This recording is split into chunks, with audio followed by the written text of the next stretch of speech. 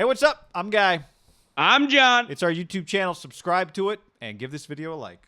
Yep, podcast below in the description. Check it out. Do it now. Welcome to the greatest week of Jim Nance's life. Every year, John.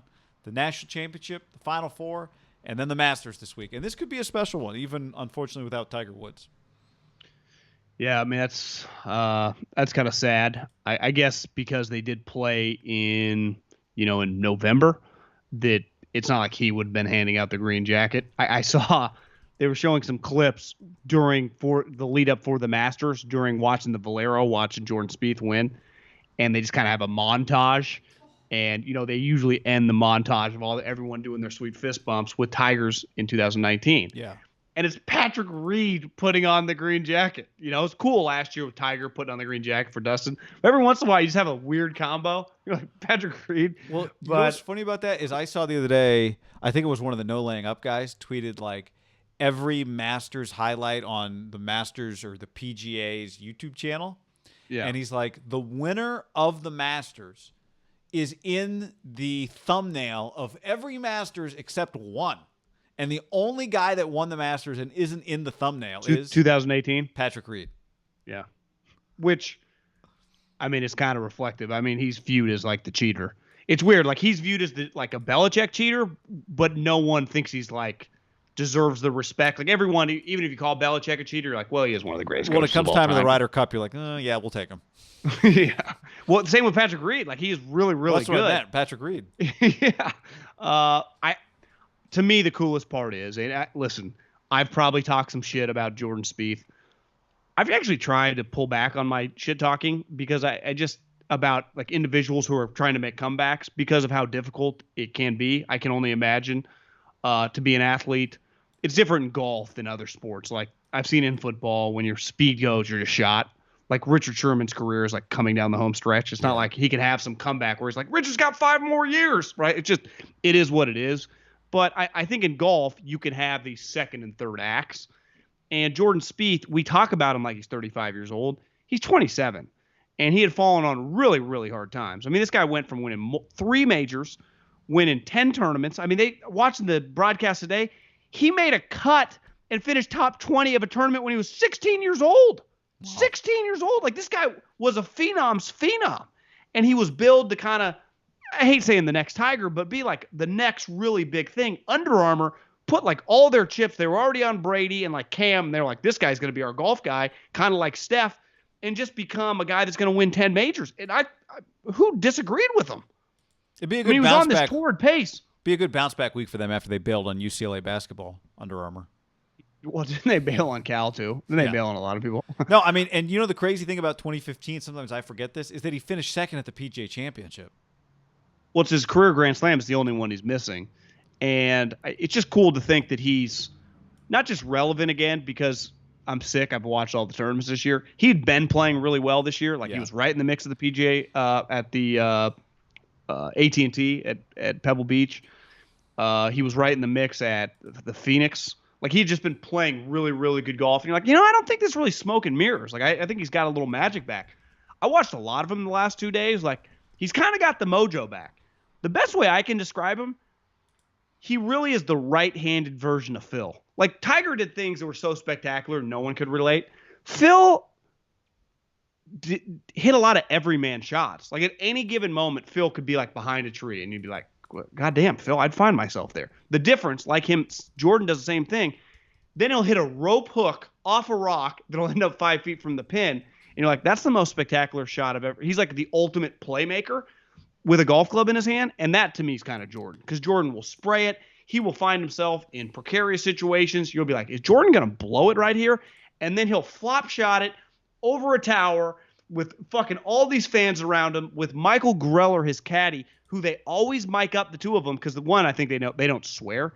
And 2, their conversations are great. He'll be like, Jordan, I don't think you should do this. Like, Jordan, I think you should hit the other club. And he's like, Michael, I'm just feeling this club. Let me do it. And half the time he's like, Michael, you were right. And they just have these incredible conversations. He's just very, very relatable. He kind of looks – he's kind of got a little Steph Curry thing going for him where he just kind of looks like a guy that everyone knows, doesn't he? He's like, that's just a relatable looking guy. And then he's just so nice. Yeah, a physical outlier. And it's so nice, and often, Like the question, no one even hesitates. And a lot of times in media, you kind of, if there's a touchy subject, you kind of dance around it with the question. No, because With he him, embraces it. People are like, Steve Sands, like, you have really struggled with your confidence. And he'll be like, yeah. Two things. One, I love your I thought that was a pretty actually, bold. When he said that, I was like, half the athletes in America and other sports would not like that question, right? No, would not at all. Three things, actually. One, this video is brought to you by, in this conversation, brought to you by DraftKings. Get in our DraftKings game. Promo code HAM. Get your shot at $1 million. Haberman and Middlecoff, that's us. We're going to have a $20 entry, massive game, hundreds of dollars, thousands on the line in our DraftKings game, so you want to get in that. Do it now. Okay, two other things. One, I love your Phil comp, which at first you'd go, well, how is that a good comp, right? Jordan won, Phil didn't win. But I think the beauty of that comp is that even though the thing that put the pressure on them was polar opposites, it was similar. Phil had all these expectations, and the more he didn't win, the harder it got. For Jordan, all the winning put all this expectation, right? Phil was a star when he came into the PGA. Yeah. For Jordan, it was all the winning that put all this pressure on him really early. Phil obviously overcame it. It's part of his story, but the winning in the end. Phil couldn't win majors. Phil became a major star, being known as the guy that couldn't get the big one. Yeah. Right. And he'd have these spectacular failures. The other thing, last year watching the PGA Championship, I owned ESPN Plus for a week, the trial. And I had it for the PGA Championship last year at Harding Park. And remember, like, everything was on ESPN Plus for the PGA Championship, including the last round. The first group, there was one guy that teed off first. Maybe he played with like a local pro, like the PGA, like the Harding Park pro. But first group of two guys was Spieth and Ryan Palmer. And it was ESPN Plus. It was early. I just was watching the the PGA Championship. Spieth, for as bad as he was, had so much fun playing with Ryan Palmer. Like, obviously nobody was watching him. Nobody was watching anybody, but especially those two. They clearly had a side bet going because you could kind of hear them. Remember, no one's mic'd up, but you can hear everything because there's no crowd. They had a side bet going. It was clear because they were kind of messing with each other.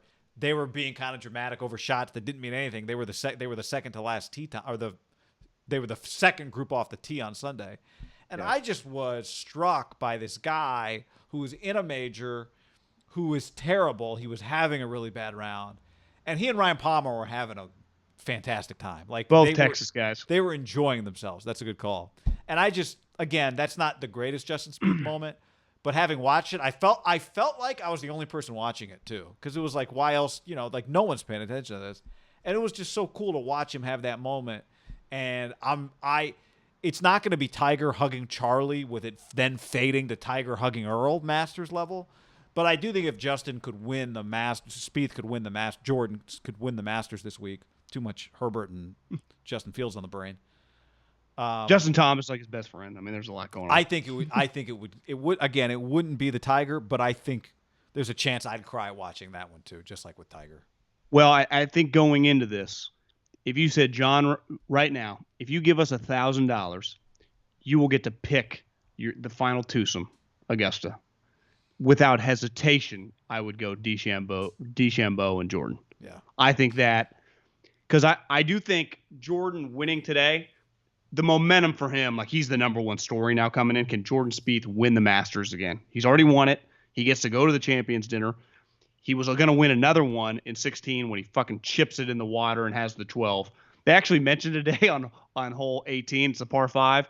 They're like, even though Jordan's 2 up on Charlie Hoffman, things could get weird here. Phil had a 10 earlier this week on this hole. So he's just like, Phil, and I do think Jordan, like a Phil, at any moment could just be like an 8 or a 9. Just something weird can happen. And I think DeChambeau, to me, he's going to be – I'm going to place a couple large wagers this week and just on single favorite guys.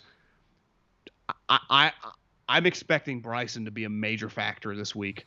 I mean, he's like a mathematician. He already got his kind of sample size in the fall. I just think he's going to have a specific plan of attack now where these next couple of days he can hone in the plan of attack, where I think Jordan, Charlie Hoffman's out driving him. Like, Jordan's game is a little closer to every man's beside being able to birdie like every hole he ever played. But he's not hitting at 350. He's just remarkable. But he's not like, his game is his game. Like, he's going to draw it around 10. He's going to have to hit like driver, hybrid or whatever to get on 13. Like Bryson's doing the crazy things, but Jordan just knows how to win there.